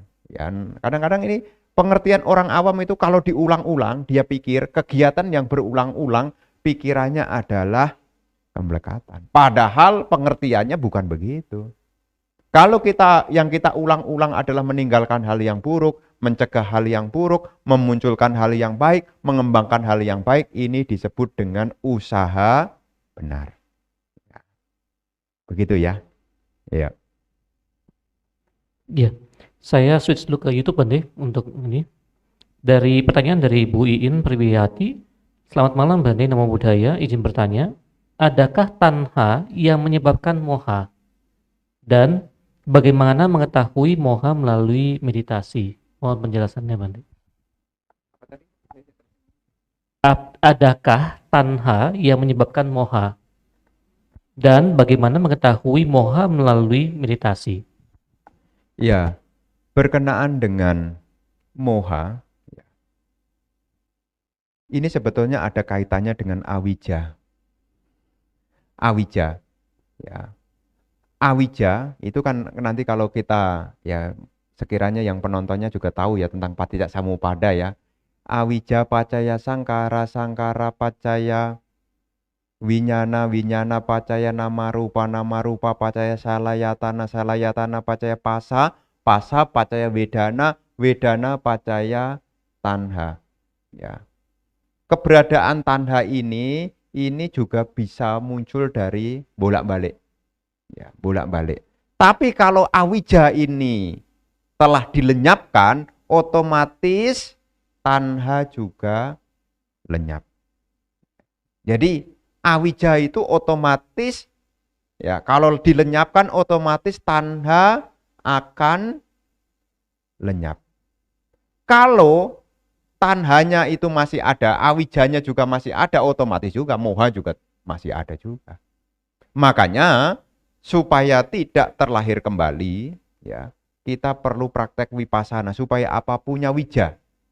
Ya, penembusan tentang hakikat yang sesungguhnya berkenaan dengan yang nama rupa, anicca, dukkha, anatta. Ini berbicara tentang kebenaran hakiki, paramata saca. Nah, kalau seseorang sudah mampu meninggalkan tentang ketidaktahuan, ya otomatis semua. Dengan tidak adanya awija, maka tidak ada karma-karma. Dengan tidak ada karma-karma, maka tidak ada lahir kembali. Dengan tidak ada lahir kembali, maka tidak ada nama rupa. Dengan tidak adanya nama rupa, maka tidak ada 6 pintu indria. Dengan tidak adanya 6 pintu indria, tidak ada kontak. Dengan tidak adanya kontak, maka tidak ada perasaan. Dengan tidak adanya perasaan, maka tidak adanya tanha. Dengan tidak adanya tanha, maka tidak ada kemelekatan. Karena tidak ada kemelekatan, maka tidak ada kemenjadian. Karena tidak ada kemenjadian, maka tidak ada kelahiran. Karena tidak ada kelahiran, maka tidak ada usia tua, sakit, kematian. Ya itu ya. Makanya tugasnya sekarang adalah bagaimana supaya kita punya wija.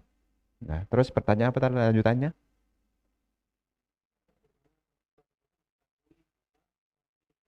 Nah, bagaimana mengetahui moha dengan meditasi? Yang pertama adalah ikut pariyati dulu. Artinya mesti belajar. Kalau cuma napas masuk, napas keluar, napas masuk, napas keluar, tok, ya ndak bisa melihat tentang moha. Mesti tahu apa itu rupa. Ini objek meditasi. Rupa. Rupa ini terdiri dari ada 4 mahabhuta, unsur tanah, unsur air, unsur api, unsur udara. Ditambah 24 turunannya, meliputi 5 pintu indria, meliputi 5 objek pintu indria, dan seterusnya. Kenapa kok dan seterusnya? Soalnya panjang. Ya, dan berusaha untuk mengingat. Nah, ini nanti akan meditasi kita bisa mengikis kita punya moha karena kita tahu ini hanyalah rupa. Tidak ada aku. Ya. Ini hanyalah rupa. Yang rasanya keras ini hanyalah unsur tanah. Unsur tanah ini pun juga tidak kekal. Unsur tanah ini akan berubah ketika AC-nya mati, unsur panas berubah muncul. Tadi kan unsur tanah tertekan. AC-nya mati, muncul unsur panas. Nah, setelah unsur panas, lengket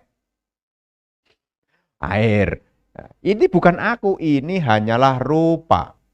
Ya, rupa. Nah, setelah dia tahu rupa, dia tahu, aduh, pengalaman tidak menyenangkan. Inilah wedana. Wedana itu adalah pengalaman tidak menyenangkan. Dan pengalaman tidak menyenangkan ini bukan aku. Aduh, sakit kan? Nyut. Itu sebetulnya perpaduan tuh. Unsur tanah, keras. Unsur api, panas. Unsur angin mendorong. Nyut. Itu sebetulnya ini dari rupanya. Kita kemudian mulai tidak tahan, mulai wedana muncul. Kita punya kemelekatan pada wedana. Wedana itu adalah perasaan menyenangkan. Kita melekat, aku tidak mau. Wah, lama banget belnya Bante belum bunyi-bunyi ini. Belnya Bante belum bunyi-bunyi. Nah, dari mana kita tahu? Ya kita harus tahu apa itu rupa, apa itu wedana, apa itu sanya, apa itu sangkara, apa itu winyana. Dari tubuh kita tahu, ya, muncul perasaan. Kemudian kita bisa mengenali. Oh ini anicca, oh ini dukkha, namanya sanya. Sanya itu pengenal. Makanya ada anicca sanya. Orang meditasi harus tahu anicca sanya. Ini muncul, tenggelam. Secara sanyanya. Secara sangkaranya, mulai bentuk-bentuk pikiran. Tahan, apa pindah posisi. Ini bentuk-bentuk pikiran, namanya sangkara. Ya. Apakah wirya, ya, semangat, ataukah tina? Tina bukan nama orang ya. Apakah tina? Ya, malas. Udahlah. Ini sangkara, makanya nanti bagian dari cetasika. Itu bentuk-bentuk pikiran, itu cetasika. Dan kesadaran ini nanti berganti. Winyana itu berbicara tentang pintu indria. Nanti setelah napas masuk, napas keluar.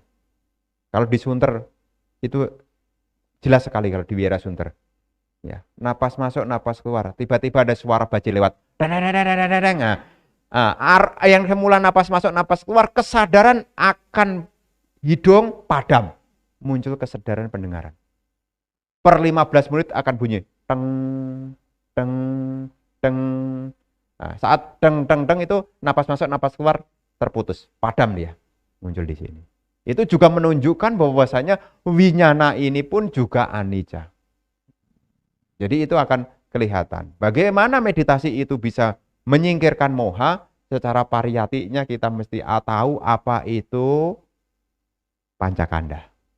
Ya, pancakanda. Karena pancakanda ini nanti sudah kelompok dari panya. Ya, makanya di dalam buku Wisuddhimagga itu ada tiga bab. Bab 1 itu tentang sila, bab 2 itu tentang samadhi, bab 3 tentang panya. Nah, panya itu nanti selalu berbicara tentang kebenaran itu. Ya, samuti saja, para mata saja dibagi dua, sangkata dhamma, asangkata dhamma. Sangkata dhamma meliputi nama rupa, asangkata dhamma meliputi nibbana. Nah, itu di bagian dari kelompok panya, dan ini secara pariyati harus tahu. Makanya nanti ibu-ibu, bapak-bapak, kalau mau ikut Vipassana, sebelum daftar, belajar dulu. Apa itu panca kanda? Karena objek dari Vipassana adalah nama rupa yang diamati dengan alat anicca, dukkha, anatta. Kalau nama rupa aja nanti sampai sana. Perhatikan nama rupa. Nama rupa. Biasanya karena kita napas masuk, napas keluar, kenapa nama rupa? Nah, makanya sebelum ikut pelajaran dulu tentang pancakanda ini basic. Ya, karena di dalam tahapan Wisuddhimagga itu juga disebutkan, bahkan di Majjhima Nikaya juga disebutkan tentang tujuh tahap pemurnian. Sila Wisuddhi, Citta Wisuddhi, yang ketiga ini Diti Wisuddhi. Diti Wisuddhi ini berbicara tentang pemahaman tentang nama rupa. Kalau Sila Wisuddhi berbicara tentang memurnikan sila. Citta Wisuddhi berbicara tentang konsentrasi, jhana, ketenangan. Nah, setelah itu Diti Wisuddhi, ya, pemurnian tentang pandangan. Jadi sebelum ikut meditasi, mesti pandangannya sudah ada. Ya. Kalau Vipassana, ini yang meditasi Vipassana, ya. Dan 3, Kangka Witarana Wisuddhi, pemurnian melalui menghilangkan keraguan-raguan. Ya.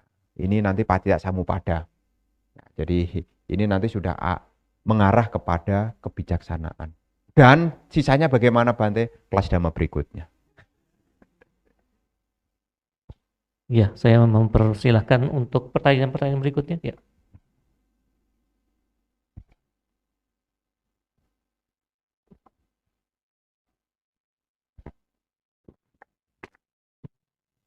Selamat malam Bante. Izin bertanya, kalau misalnya kita menahan diri tidak makan setelah lewat tengah hari begitu. Nah kalau misalnya di rumah gitu atau di kantor, kan misalnya stres terhadap pekerjaan, terus plus lapar juga gitu kan. Jadi muncul perasaan tidak menyenangkan begitu. Tapi karena misalnya sudah terlanjur pagi-pagi baca, mau atasila kan jadinya ditahan gitu. Nah terus setelah ditahan gitu kan besok harinya itu kadang-kadang muncul perasaan, ya besok udah balik lagi nih 5 sila, jadi muncul senang juga gitu. Nah tapi saya berpikir ini salah juga karena muncul senang gitu. Terus kadang pernah juga ketika besoknya sudah tidak atasila, makannya jadi lebih banyak. Jadi seperti apa ya, ini kayak karena kemarin tuh ditahan-tahan sebenarnya kan udah stres gitu pengen makan tapi kan nggak bisa gitu. Jadi kayaknya mungkin kayak alam bawah sadarnya itu ketika kembali boleh makan tuh Pancasila kembali itu muncul senang, tapi saya merasa kayaknya ini salah juga. Jadi bagaimana mengatasinya Bante? Terima kasih Bante. Ya, ya, berkenaan dengan tadi menjalankan 8 sila. Ya, salah satu dari 8 sila itu adalah tidak makan lewat tengah hari. Ya, kalau seandainya setelah menjalankan sila itu kemudian timbul yakni perasaan senang, enggak usah bersalah. Ya. Kenapa Bante katakan tidak perlu bersalah? Karena itu tidak ada kaitannya dengan pengotor batin. Ya. Tidak ada kaitannya dengan pengotor batin. Yang penting jangan ngomong-ngomong sama orang. Kalau sudah ngomong-ngomong sama orang jadi pengotor batin, aku loh kemarin bisa loh atas sila itu. Udah tahan lapar, akhirnya bisa sukses loh. Itu yang tidak boleh. Ya, kenapa? Itu tanpa kita sadari akan jadi mana.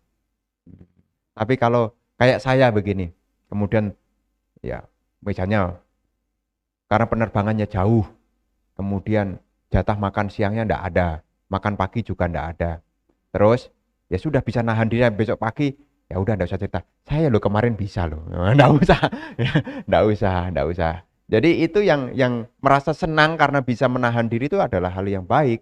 Ya, yang penting jangan cerita. Jangan cerita. Sama juga kita duduk meditasi bisa 2 jam nahan diri. Wah, bisa saya 2 jam. Akhirnya bisa 2 jam meskipun melewati kaki kesemutan berbagai rasa. Saya bisa melatih aditana saya. Ya enggak kotoran batin. Bisa itu. Akan jadi masalah kalau tuh saya udah 2 jam sekarang. Jadi itu akan jadi hal yang tidak patut ya. Kemudian yang tadi supaya besok tidak menjadi balas dendam.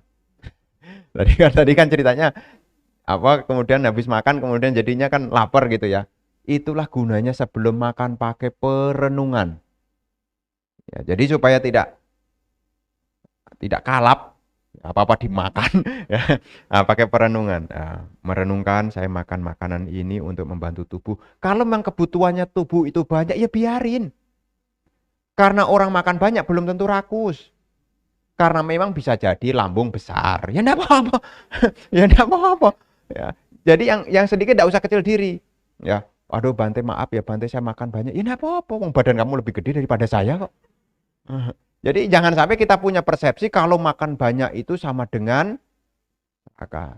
Tidak. Karena tubuh ini punya kebutuhan. Ya, kebutuhan. Ya, jadi ukurannya bukan kepada jumlah. Gitu loh. Saya punya peserta. Kemudian saya menggunakan acuan saya sendiri.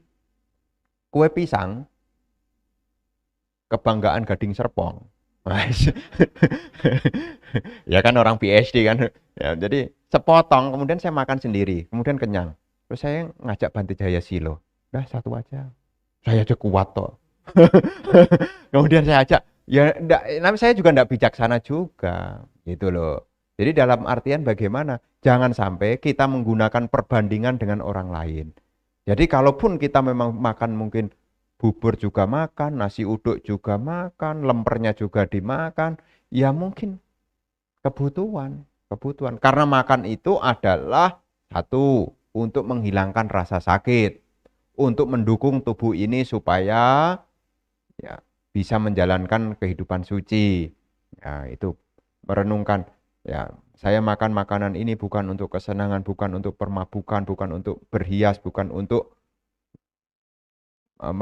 kesenangan ya, tetapi untuk membantu tubuh agar tubuh ini tidak rusak, untuk mendukung kehidupan suci, untuk tidak memunculkan perasaan sakit yang baru. Direnungkan ya, direnungkan. Lah kalau sudah direnungkan kok makannya tetap banyak bagaimana Bante? Ya enggak masalah. Ya enggak masalah. Yang penting sebelum makan sudah pakai perenungan. Kalau sekarang tidak pakai perenungan sih. Sebelum makan pakai foto. bukan direnungkan ya, foto gitu. Ya, direnungkan saya makan makanan apa. Supaya apa? Kembali ke esensi. Itu juga bagian dari sila yang baik loh. Nanti Bapak Ibu, ada nanti kalau di dalam sila, bagian kelompok sila ya. Itu yang pertama, kalau biku ada patimokkha sila. Setelah patimokkha sila, kebiasaan yang kedua adalah indriya sangwara, mengendalikan pintu indriya. Yang ketiga adalah ajiwa parisudi, punya kehidupan yang baik. Dan pacaya, merenungkan tentang kebutuhan barang-barang yang dipakai, 4 kebutuhan pokok. Ini adalah sila. Sila ini berbicara kebiasaan yang baik. Jadi kalau kita ingin membangun kebiasaan yang baik juga salah satunya adalah menggunakan kebutuhan dengan direnungkan dulu. Ya, begitu ya.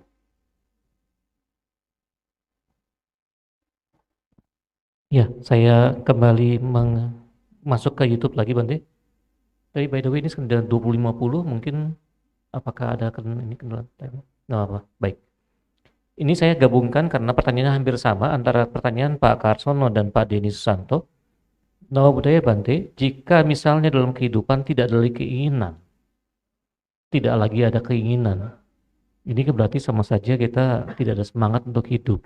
Atau ini rasanya seperti sudah menjadi air mengalir tanpa harapan keinginan. Ini bagaimana Bante? Iya, teorinya sih gampang. Oh Bante saya enggak ada keinginan Bante. Lihat pisang goreng.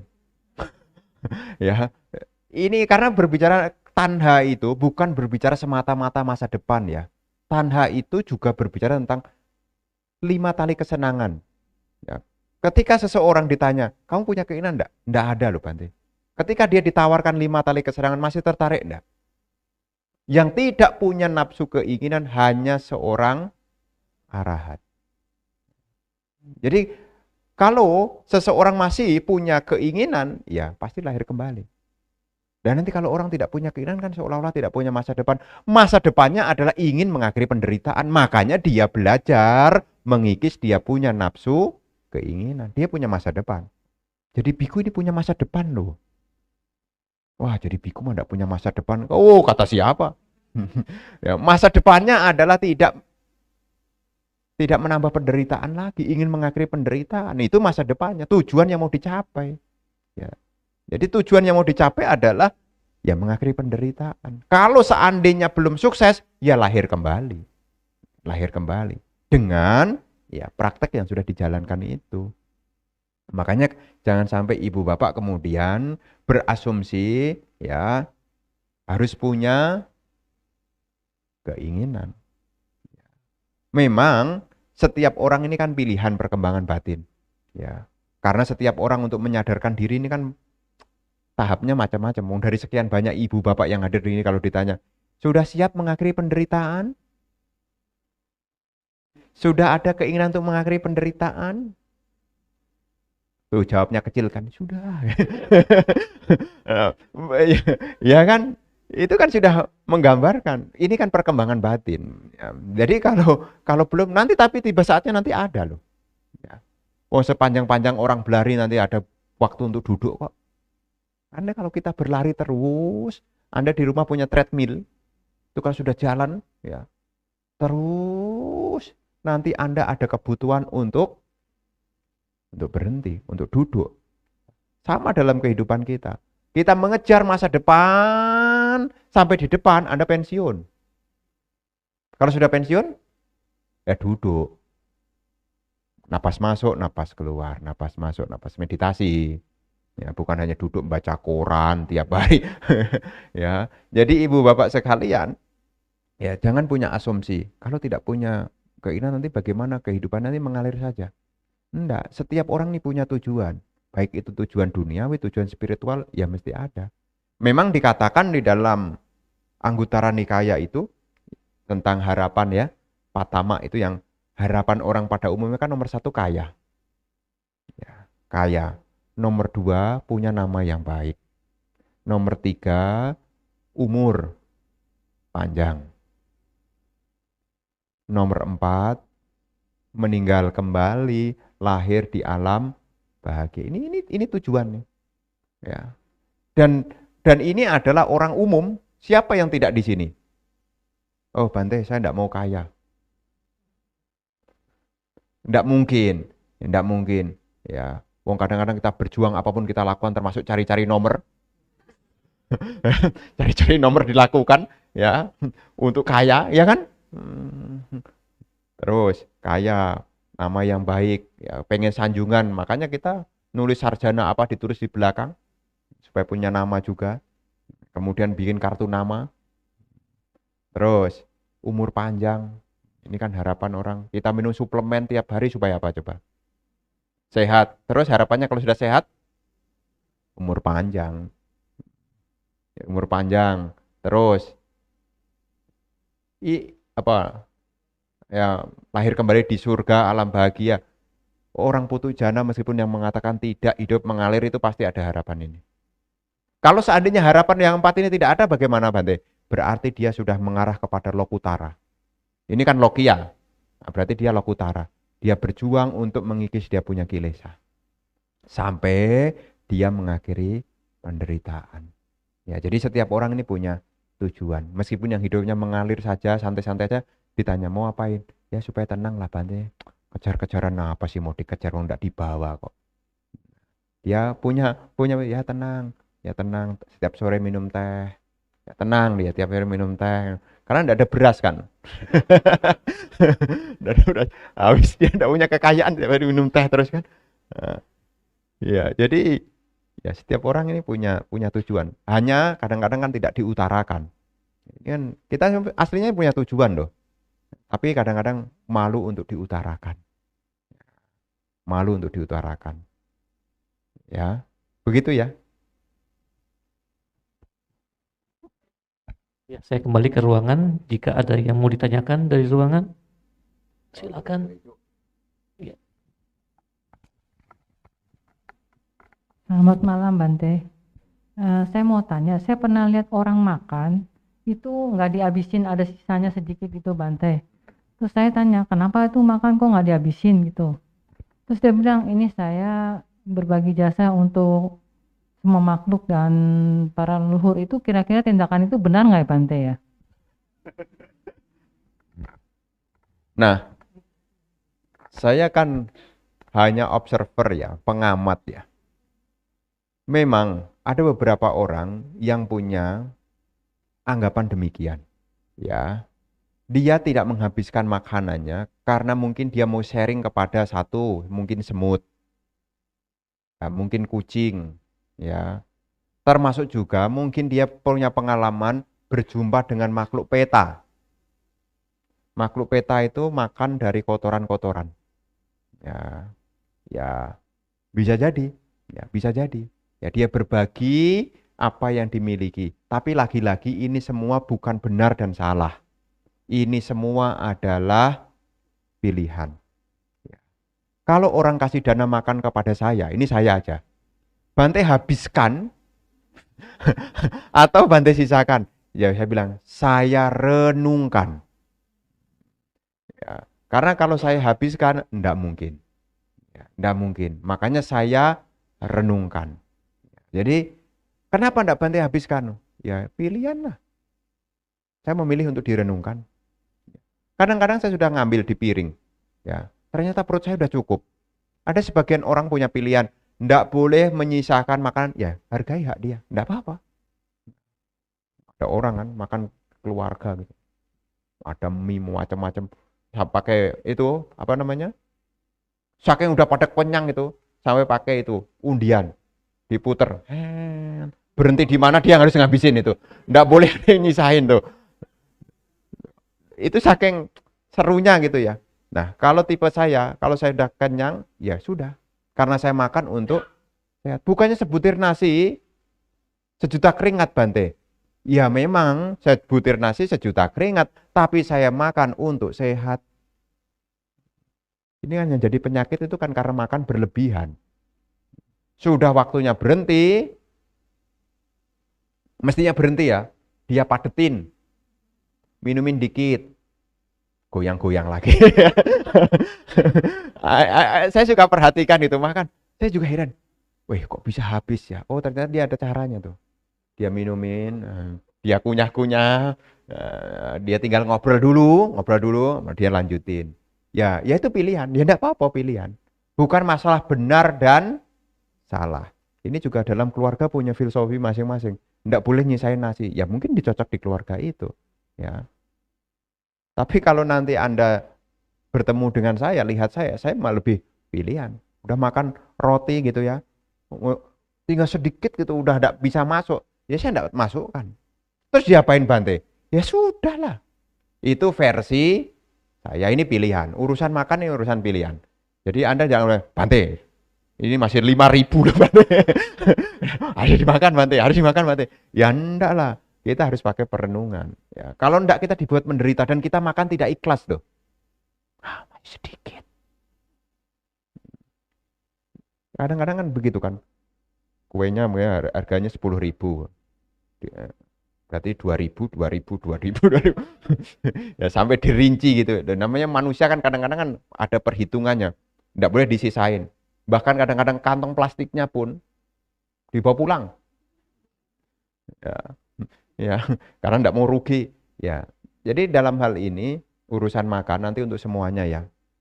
Urusan makan itu adalah pilihan. Kalau mengandung semua harus dimakan ya boleh, itu urusan masing-masing ya.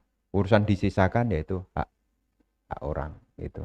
Ya supaya kita juga mengerti ya, mengerti. Begitu ya Bu Ecu ya. Ya. Baik, ada lagi mungkin cuma satu terakhir ya. Ada lagi silakan. Ada? Ya, silakan. Ini sepertinya mesti beberapa sesi lagi, Bante. Selamat malam Bante, izin bertanya. Sehubungan dengan kemampuan untuk melihat makhluk-makhluk, itu setahu saya itu didapat dari batin yang sudah berkembang. Sehingga orang itu memiliki talenta seperti itu. Ada kalanya juga kemampuan itu dibawa dari kehidupan dia yang lampau. Sehingga kadangkala kita mengenal ini sebagai anak-anak indigo. Nah, saya suka mendengar ada beberapa anak indigo yang tidak mau kemampuannya ini. Jadi anak-anak indigo ini merasa tersiksa dengan kemampuannya. Lalu mereka menemui orang yang bisa katanya menutup mata batinnya. Yang ingin saya tanyakan sebetulnya apa yang ditutup Bante? Itu, makasih. Nah, untuk urusan ini sebetulnya tanyakan pada ahlinya ya. Ya tanyakan kepada yang menutup siapa ya. Hanya orang semuanya ini sebetulnya punya kemampuan ya untuk melihat hal-hal yang di luar dari kita punya penginderaan itu ya. Dari mana kita bisa berlatih? Sebetulnya ada gurunya, ada tempatnya untuk berlatih. Kalau mau berlatih ada tempatnya. Ada tempatnya dan itu diajarkan. Bahkan ya, ini kita yang awam sekali, ini bisa loh. Masa sih Bante? Iya, tapi harus mentalnya berani. Kalau ada gudang kosong, gedung kosong, ya, ini beneran ini ya, gua, perkuburan, udah nginep di sana. Kalau malam pertama belum berjumpa, besok datang lagi. Ya, pasti itu, sudah pasti itu. Ya, udah pasti itu. Ya. Apakah itu karena untuk latihannya orang yang bisa mengakses begitu, dia ada latihan jam 12 malam dia diminta gurunya ke sana. Makanya dia punya kepekaan gitu. Karena apa? Karena ini adalah latihan kesiapan mental. Karena untuk yang melihat yang tidak kelihatan ini bukan perkara gampang loh. Anda punya jantung mesti kuat. Kalau enggak kuat, karena kalau enggak kuat Anda tertusuk loh. Karena itu yang sakit itu nanti sakit ininya loh, tertekan itu sakit itu jantungnya loh. Kalau melihat yang begituan kalau enggak kuat mentalnya loh. Makanya guru itu minta hari pertama kamu datang, hari kedua karena dia latihan, maka dia punya keberanian. Ya, keberanian itu ada tempat latihannya gitu loh. Ada. Nah, kalau saya secara pribadi saya tidak kepengen. Kenapa? Karena nanti ketika kita bisa mengakses yang di sana, dia itu sebetulnya mau curhat semua. Loh, Anda kalau udah ngerti bahasanya, ketemu orang susah yang ngerti bahasanya, dia akan cerita terus loh. Dan itu akan sangat mengganggu. Makanya tadi dibilang, anak indigo kemudian dia minta untuk ditutup. Karena dia selalu dimintain tolong, karena dia yang ngerti. Ya. Oh, saya pergi ke Thailand. Ya, saya pergi ke Thailand. Yang bisa ngomong bahasa Thai itu Bante Dhammajato. Loh, saya di sana enggak diajak ngomong loh.